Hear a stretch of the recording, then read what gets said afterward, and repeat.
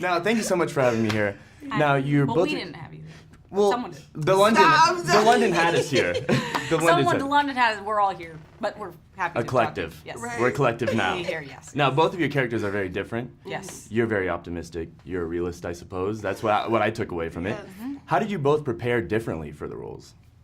I think I just had to stay grounded, watch the news, get real woke and mad. No. And she just had to keep her. And I just had to not watch the news. Right, not watch the news. And not get woken mad. Yeah, I personally just had to have a ton of energy and really believe that energy because I didn't want to create like a caricature of a big personality girl that worked at this place. I mean, she's like that, and there are people who are genuinely big like that, kind of like me in real life. But I wanted to, bring some sort of groundedness to her also. So I focused on that a lot. Mm-hmm. What about you? Was it the first answer? Yeah, I think it was that. I just really had to just be aware, just be mindful. Like Danielle is very mindful of everything that's going on around her, and that just gave me all I needed is just keep it real. And now, do you feel that men and women are going to take away something differently when watching the film? Yeah, and everybody in between. I feel like not assuming genders, I'm just saying. Right, but I think everybody will have their own little tidbit to take away. That's the cool thing about movies and like any kind of art, rapping. Like it's open. You make it for people to interpret it the way that they see it. So I think that there's a lot of things that you can take away from this movie. There's a very common theme that's super relevant, but there's a lot of stories kind of intertwining in the movie that different people could relate to different things. Yeah, absolutely. How do you guys feel that, why are you so loyal to Double Whammies when I feel like there's no break? There's never a break any day, but why are you so loyal? The break is it is because the money.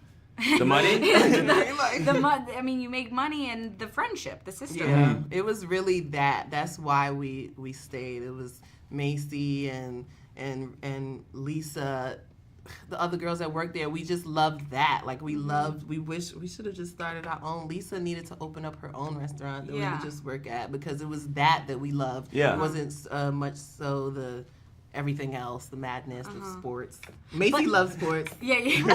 Boxing, whatever it was. But yeah, I feel like in kind of the more uncomfortable or, scary, I don't know what the word is, but the situation, the more, apt these women are to come together. So I think the environment was like a perfect breeding ground for the sisterhood because they needed each other. Mm-hmm. And with the madness, do you think that stems from, the competition of Man Cave? Was it Cubby not really caring, semi-caring? Or was it just that Lisa couldn't catch a break herself and had to care about everyone's problems? I think Cubby was distracted by the Man Cave being a competitor, him seeing it as a threat, and that led him to, drop the ball on his own business. Like, okay, Man Cave's doing what they're doing. How about you spruce our, place up and replace the foosball table and do all these other things you're supposed to do. Yeah. No, I agree. And I think it's just frustration for him. Right. But thank you to both.